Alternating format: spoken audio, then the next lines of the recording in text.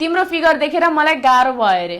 गाह्रो पनि किन नहोस्, जिम जान्छु, योगा गर्छु, जुम्बा गर्छु, त्यत्रो प्रोटिन पेल्छु, यो सबै गरेरै मेरो डाइटको मात्रै 50-60 हजार रुपियाँ सकिन्छ मन्थली। अनि यत्रो मेहनत गरेपछि, यत्रो पैसा खर्च गरेपछि यतिको फिगर बन्न परेन मान्छेलाई गाह्रो पार्ने? नत्र के अर्थ भयो त, के मतलब भयो त? नत्र